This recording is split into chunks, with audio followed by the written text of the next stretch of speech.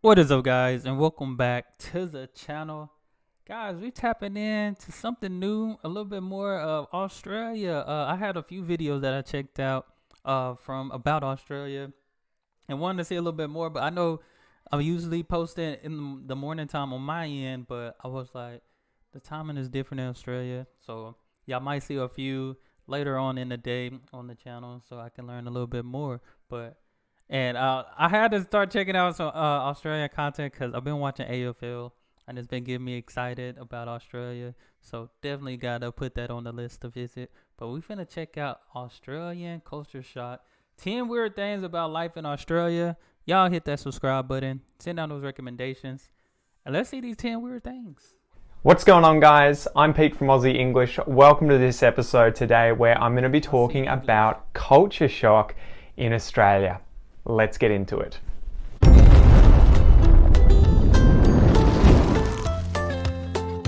Australian. All right, so I was recently chatting to my wife, trying to come up with a list of things that she had culture shock with when she came to Australia. So if you don't know, my wife is originally from Brazil. Hey, Hakel, if you're watching.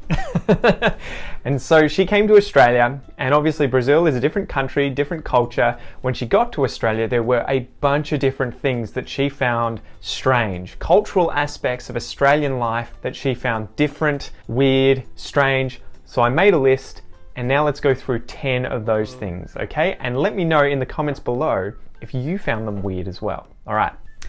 Number 1.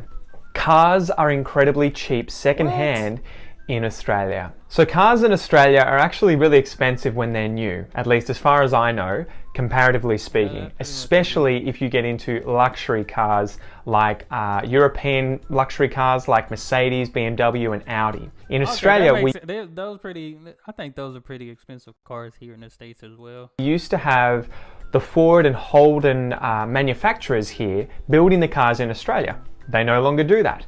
When they did that though, the government put tax on any cars that were luxury cars more than $60,000. And so you'll find that a lot of these cars from overseas that are luxury cars, especially those from Europe, will be very expensive compared to other places in the world. She also found that second-hand cars were incredibly cheap.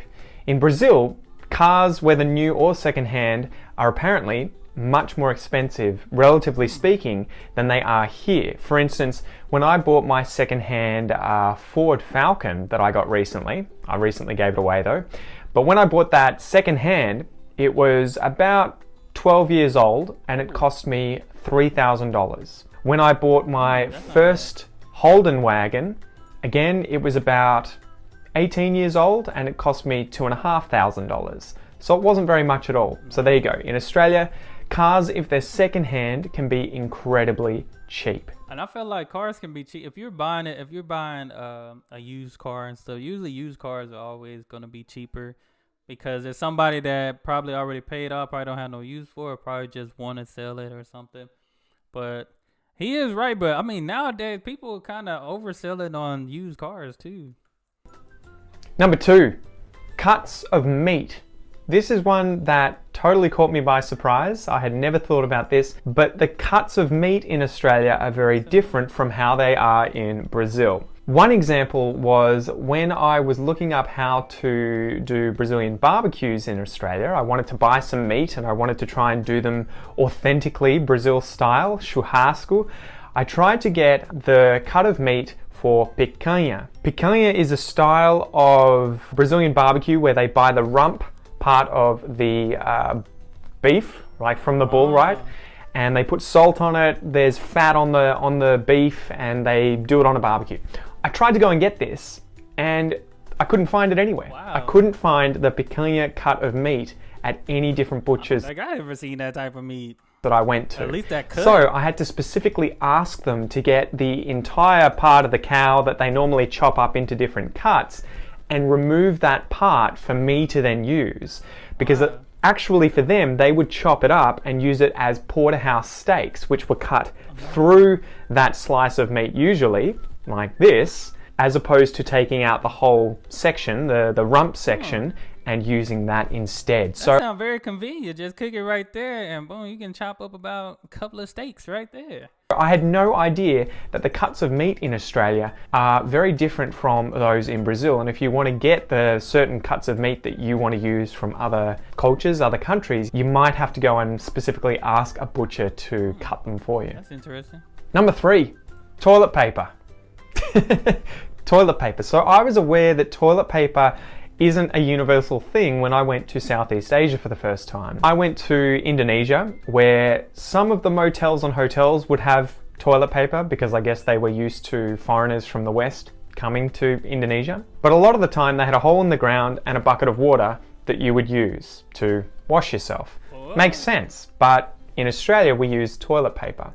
One thing that was shocking to Kel was... That is different, but I did a video about Brazil. I think it was Brazil. But they said they don't use it because of like plumbing issue. They don't use tissue because of plumbing issues. Like, cause you know, tissue, depending on what type of tissue, it get clogged up easily and within the pipes. Makes sense, but in Australia we use toilet paper. One thing that was shocking to Kel was the fact that in Australia you can flush toilet paper down the toilet, because in Brazil the sewer system isn't set up to be able to handle flushing of toilet paper, so instead of flushing it, you have to put it in a bin next to the toilet and empty that every day. So there you go. Toilet paper was one of those strange things in Australia that you can flush down the toilet. Number 4, coffee culture in Australia. Any of you guys who have come to Australia and spent a significant amount of time in some of the big cities in particular, like Sydney and Melbourne, will know that we are mental. We are crazy about our coffee. We take that like stuff Americans. Seriously. There are probably hundreds of cafes in the CBDs of Sydney and Melbourne alone. The quality of the beans that are used, the variety of different coffees that you can get, and the artisanry that is used, the skill with which people are trained up to make the coffee is pretty much as good as it ever gets anywhere in the world. At least I'm told, right? I used to work in a cafe and that was one of the things they prided themselves most on, the quality of their coffee. So it may be a shock when you come to Australia that the coffee is very, very good. Not everywhere, but in a lot of places. Probably not very good if you go to Starbucks, because that's American style and Americans, they have their own way of doing coffee. See, I'm not a huge coffee drinker. I wouldn't mind. Sometimes, like, if I had to stay up late or something, that'll be the only time the next morning I'll probably be like, let me get some coffee or something. But other than that, I don't think I ever had just a good cup of coffee that just made me keep coming back for more, you know? Number 5, barbecues at camping grounds and at the beach. So again, I grew up in Australia. I used to go camping all the time, several times a year with my parents. We would go to places in the bush, you know, forests, national parks, places like Wilson's Promontory in Victoria. Nice. Every time you go to those places, there tend to be places where you can barbecue food, you can cook food. Quite often they have gas. You might have to put some money in there to be able to use the gas. Maybe you have to bring your own fuel for the barbecue. You know, there might be some places, campsites, where you have to make the fire yourself. But pretty much every campsite you go to will have some kind of barbecue for you to cook food. And it's the same for a lot of beaches that have tourist spots where people... things look pretty big. Like, we have some like at our parks. You know what? Now that I think about it, I don't even know if we have these at our parks anymore. Like, they wasn't that big. They were like small ones, and they're like placed at different places. They're very small, but I know like at apartment complexes and stuff, they have like little places where you can just bring your own stuff and, you know, grill and all those things. But these look big. These are huge. People come in large numbers and they want to have food. So there's barbecues everywhere. Nice. This was something that Kel found really strange, and it wasn't the cultural norm in Brazil for you to go to camping grounds or to beaches and find places to just barbecue your own food. If you wanted to do that, you'd have to bring your own. BYO Barbie. In Australia, you don't have to. Number 6, and this is one that Brazilians always tell me whenever I meet them. Our second-hand culture in Australia is different from Brazil, probably elsewhere in the world as well. So what happens if I have a couch in my house that I don't want anymore? I don't just throw it out. I don't just give it away to friends, although, you know, you could do that if you wanted. Quite often what will be done is it'll be taken outside, put on the nature strip with some cardboard that says free. Yeah. And so people know that if they see junk or chairs, TVs, furniture, all that sort of stuff, if they see that in the nature strip out the front of someone's house, they know that it's free. Someone can take that. Just know to take it, just know to take it. That's always an interesting thing, just because, like, nowadays it's different. Like, I mean, there are some people that still just leave it out, but for the most part, like, we have Facebook Marketplace and all that. So most people just post it and see if people want it, or they'll charge like a small price or something like that. So it just depends on what it is nowadays. But there are some things you can, like, we do it here in the U.S. as well. Like, there's certain things in neighborhood, if it's out by somebody at the end of the road, like, you can go get that. You don't have to ask or nothing. They set it out there, who first come, first serve type of thing. That it's free to a good home, that anyone can come and pick that up and take it home. And we do that all the time.